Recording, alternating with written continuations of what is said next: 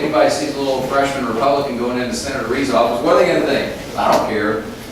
So I went in there, and he was gracious. We sat down, and he looked at me and said, Scott, I said, I respect you for being here. And I said, well, I appreciate you seeing me, Senator. He said, what's on your mind?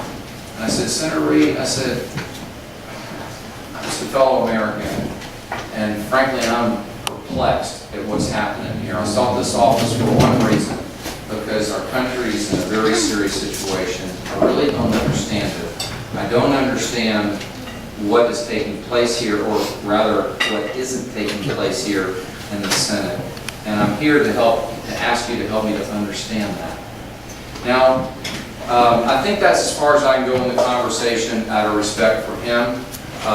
We did have a nice conversation for another 10 or 15 minutes. What I can share with you is this, is that when I left there, I thought he indeed is part of the problem and is very much at the nexus and the epicenter of the problem. We will not have a new majority leader unless we elect George Allen. We must do everything we can to help our good friend George, and we need to help every other Republican candidate for the U.S. Senate. This is essential, and I'll close with this. Once that happens, and even with Governor Romney prevailing in the presidency and taking over the White House, quite frankly, I can't look at you as a fellow American and say, oh, then all our problems are solved and let's just go home. No, that's when you have to really hold everyone accountable to make difficult decisions. We can get through this.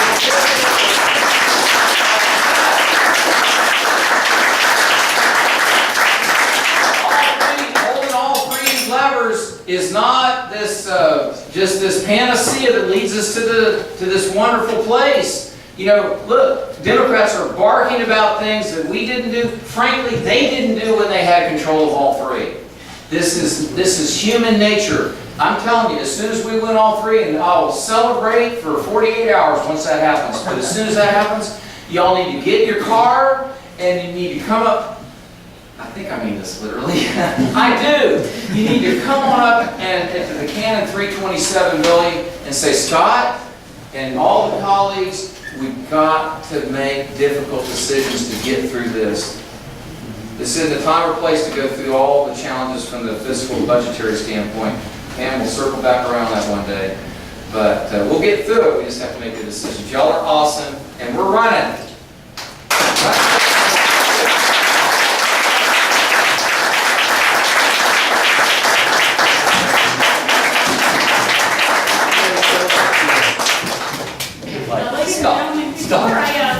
Scott, take care. I want to say something. I need to know from Virginia 23 years when I moved from Texas. I want to go in 1989. I voted for you after 2 years, and 21 years ago, first round, we called Festival. He was very honest man. He did I gave the friends over there. This is the man we can trust. I'm sure we can do a very good work in American Congress. We need you. We need you.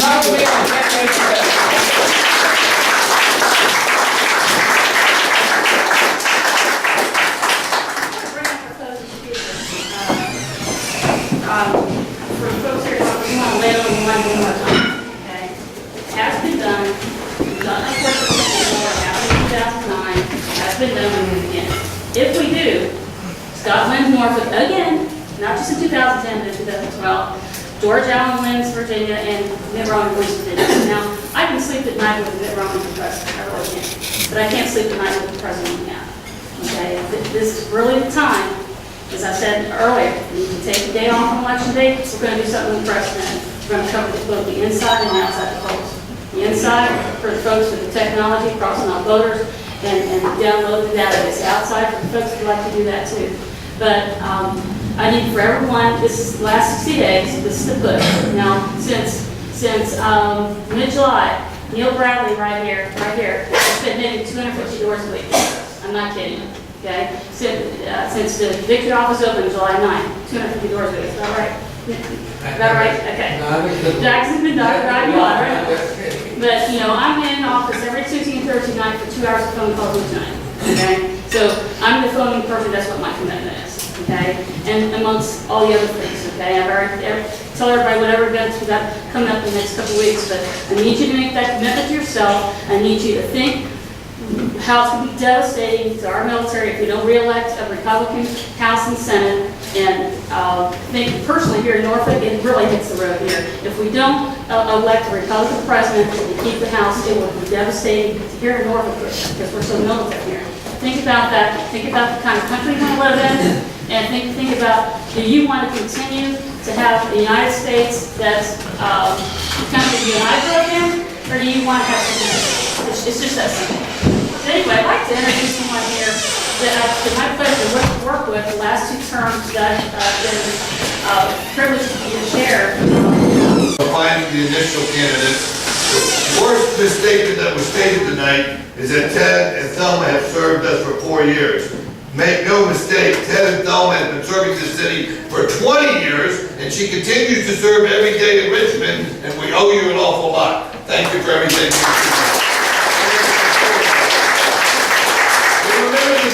She didn't win her first time, and that's the way it usually works. And yes, we try to be there at the early part of it. A couple of things. One is, Scott is such a special guy. You know, the party went to him 16 years ago and asked him to run for Congress when Owen Pickett was running. We stuck him on a poll. His positive, his name IDs were over 65. We didn't have anybody breaking 25 because they were just cute kids in the commercials. He thought about it, prayed about it, knew it wasn't the right time. But it says something special about a woman or a man who the party seeks out. And this man, as my late wife would say, is cinnamon. He is bulletproof. He doesn't need anything else in his life. He has made his stand. He is taking care of his kids and family. And he is going to do what he thinks is right. And we are very, very blessed to have him. The other thing I'll point out is that having done this for decades, him and really Terry have taught me a lot in the last couple of years. And part of it is age, and part of it is me maybe being a little mellow, but I probably have a well-earned reputation for a sharp edge back in the day. They have taught me that you do not get to give up one iota of principle to be civil. And I try to incorporate that in my politics every day now, and that's something else we have to thank these folks for. The other thing, let me tell you, look at this room. You guys have seen the Republican Party of Norfolk a half a dozen years ago. There wasn't any of this in the entire city. What Pam and Brown have done, Bob and Pam have done to build this party along with everybody in this room really is an extraordinary effort in a Democratic town. And you really are owed an awful lot. You guys might not know it, but we also have another celebrity in the house who is literally, not to get too inside baseball, but the fulcrum of power in state party politics.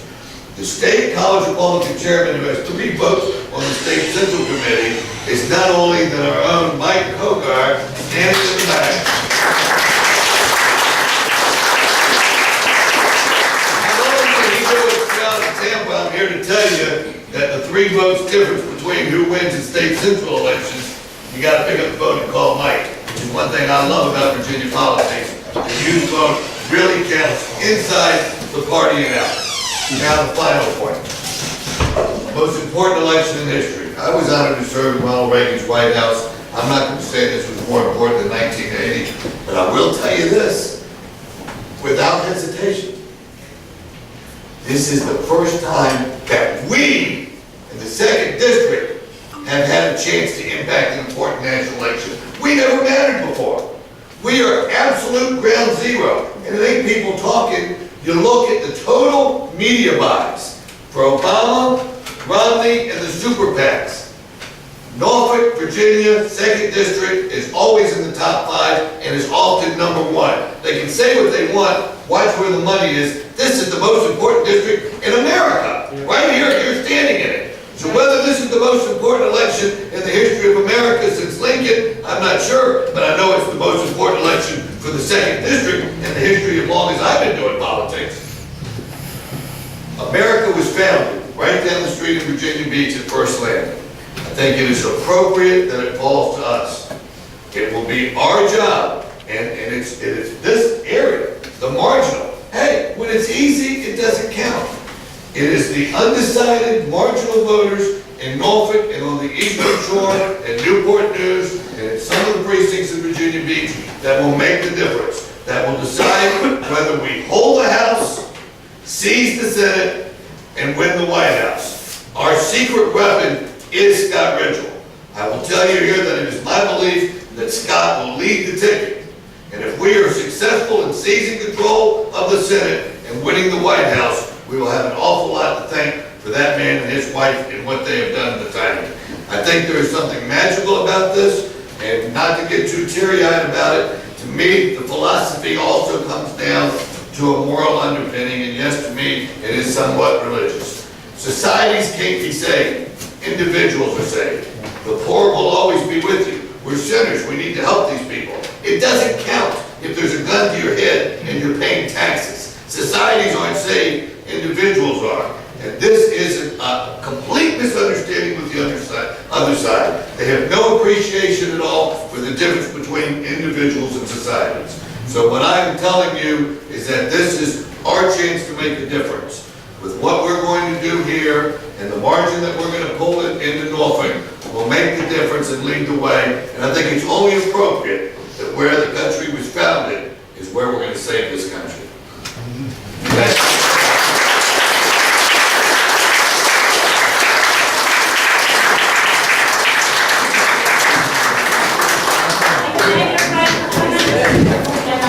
Thank you.